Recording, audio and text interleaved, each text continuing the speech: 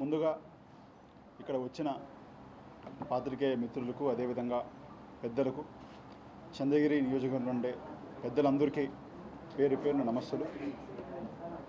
గత 5 ఏళ్లలో నాన్నగారు మా కుటుంబం అంతా కూడా ప్రజల కోసం కష్టపడడం జరిగింది.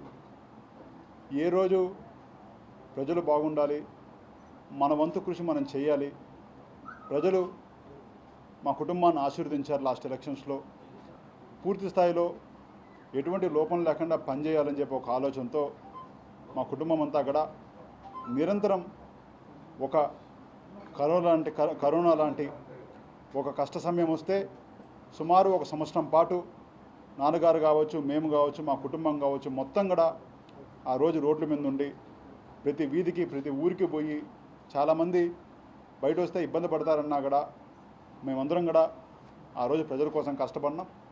మా శక్తి ఎంత ఉందో అంతలో మనం తప్పకుండా సేవ చేసే ప్రయత్నం చేశాం.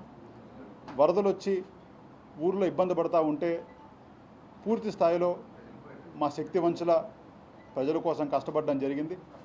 ఒక పండుగ వచ్చినా సరే, ఒక ఏది వచ్చినా సరే మేము కూడా ప్రజలు కూడా మా కుటుంబ సభ్యులు, మేము వేరే కాదు, ప్రజలు వేరే కాదని చెప్పి నాన్నగారు ఎప్పుడూ ఒకటే మాట చెప్తూ ఉంటారు.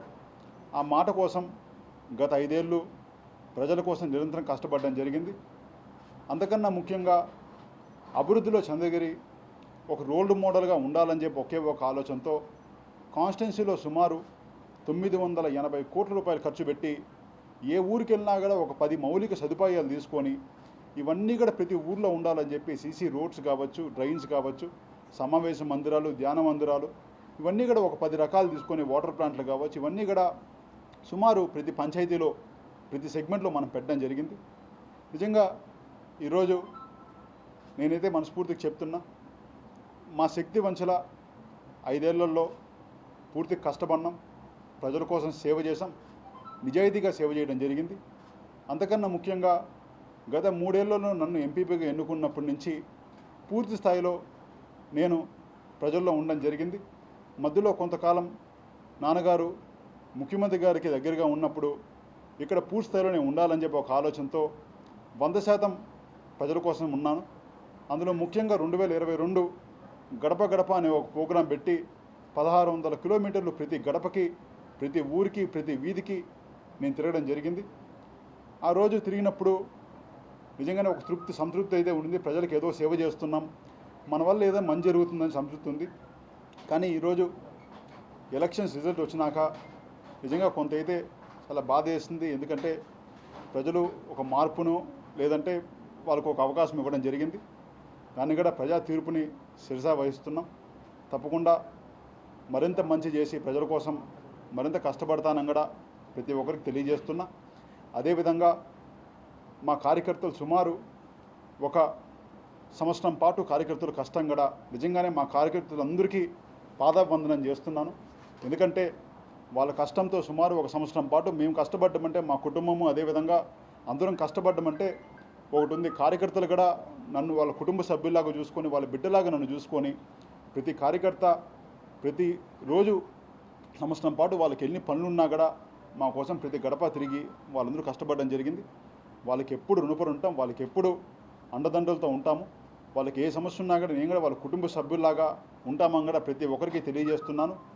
అదేవిధంగా మాకు సుమారు 1,00,000 ఓట్లు వేసిన ప్రజలందరికీ కూడా ఎప్పుడు రుణపడి ఉంటాను. ఎందుకంటే ఒక 25 ఏళ్ళ వయసున్న నాకు 1,00,000 మంది నన్ను నమ్మి ఈరోజు ఓటేశారంటే వాళ్ళ కోసం కూడా తప్పకుండా ఏ సమస్య ఉన్నా కూడా నిలబడే బాధ్యత కూడా మాకు ఉంటుందని కూడా తెలియజేస్తున్నాను. అదేవిధంగా పులివర్తి నాని గారికి కూడా మనస్ఫూర్తిగా శుభాకాంక్షలు తెలియజేస్తున్నాను. వాళ్ళు కూడా భగవంతుడు ఆశీస్సులతో బాగా పరిపాలన చేయాలని కూడా వాళ్ళని కూడా కోరుకుంటున్నాను. తప్పకుండా ఇదే విధంగా ప్రజలందరికీ కూడా మా కార్యకర్తలకు ఒకటి తెలియజేస్తున్నాను. ఏ విధంగా అయితే గత 20 ఏళ్ళు మా కుటుంబం కావచ్చు, నాన్నగారు కావచ్చు, మా చంద్రగిరి ప్రజల కోసం ఉన్నారో అదేవిధంగా ఓటమికి గెలుపుకి ఎటువంటి తేడా లేకుండా మేము కూడా ప్రజల కోసం నిరంతరం కష్టపడతాం, నిరంతరం ఉంటాము. ఎక్కడికి వదిలి వెళ్ళే ఆలోచనలు ఎప్పుడూ మాకుండవు జీవితంలో. ఎందుకంటే మేము పుట్టి పెరిగింది చంద్రగిరిలో, మేము తుది శ్వాస వరకు చంద్రగిరిలో ఉంటానని తెలియజేస్తూ మరొక్కసారి నన్ను ఆశీర్వదించిన నాకు 1,00,000 మంది ఓటేసిన మా ప్రజలందరికీ కృతజ్ఞతలు తెలియజేస్తూ తప్పకుండా వాళ్ళ కోసం మేము కూడా నిలబడతామని తెలియజేస్తూ అదేవిధంగా ఇంకా కష్టపడి పనిచేసి మీ అందరిది ఇక్కడ నెక్స్ట్ టైంకైనా తప్పకుండా ఒక మంచి పేరు తెచ్చుకొని మరింత బాధ్యతతో నెక్స్ట్ టైం అయినా మీ అందరూ ఆశీస్సులు మా మీద ఉండేలాగా చూసుకుంటామని కూడా తప్పకుండా ఇంకొకసారి నన్ను నెక్స్ట్ టైం అయినా అందరూ ఆశీర్వదిస్తారని కోరుకుంటూ ఇక్కడ వచ్చిన పాత్రికేయ మిత్రులకు చంద్రగిరి కాన్స్టిట్యున్సీ ప్రజలందరికీ పేరు పేరున మరొకసారి ధన్యవాదాలు తెలియజేస్తున్నాను. Thank you. తప్పకుండా కార్యకర్తగా అండగా ఉన్నాము. దాడులు జరిగిన ప్రతి ఇంటికి నాన్నగారు కావచ్చు మేము పరామర్శం జరుగుతూనే ఉంది. వాళ్ళకి ఏ సమస్య ఉన్నా మేము అండగా ఉన్నాం. ప్రతిపక్ష నాయకులు కూడా ఒకటే కోరుకుంటున్నాం. ఎందుకంటే గత 5 ఏళ్ళు ఏ రోజు మేము కులాలకి మతాలకి పార్టీలకు అతీతంగా పనిచేసాం. ఏ ఒక్క టీడీపీ నాయకుడికైనా మాకు తెలిసి అయితే ఒక చిన్న ఆపద కలగకుండా మేమే చూసుకున్నాం. తప్పకుండా వాళ్ళు కూడా అదేవిధంగా కులాలకి మతాలకి పార్టీలకు అతీతంగా వాళ్ళు కూడా ఈ విధంగా ఉంటారని మేమైతే బలంగా ఆశిస్తున్నాం. జగనన్న ఆశీస్సులతో అది చిన్న వయసులో నాకు తురా చైర్మన్గా కూడా అదేవిధంగా భగవంతుడి ఆశీస్సులతో భగవంతుడి దగ్గర సేవ చేసుకునేలాగా ఎక్సెప్షియో బోర్డు మెంబర్గా కూడా నాకు అవకాశం కల్పించడం జరిగింది. గవర్నమెంటు లేదు కాబట్టి ఖచ్చితంగా ఈరోజు మంచి రోజు అని చెప్పి 2 రోజులు డిలే చేశాం రిజిగ్నేషన్కి. ఎందుకంటే భగవంతుడు ఆశీస్సులు ఆ రోజు మాకు ఉండి టీడీ బోర్డు మెంబర్గా వచ్చింది కాబట్టి శనివారం మంచి రోజు అని చెప్పి ఈరోజు డిలే చేసి రిజిగ్నేషన్ కూడా పంపించడం జరుగుతూ ఉంది. తప్పకుండా నాకు అవకాశం ఇచ్చిన ముఖ్యమంత్రి గారికి అదేవిధంగా భగవంతుడు ఆశీస్సులు నిజంగా మా మీద ఉండి ఇంత వయసులో నాకు టీడీ బోర్డు మెంబర్ ఇచ్చిన దానికి నిజంగానే ఎప్పుడు జీవితకాలం రుణపడి ఉంటాం కూడా తెలియజేస్తున్నాను. Thank you.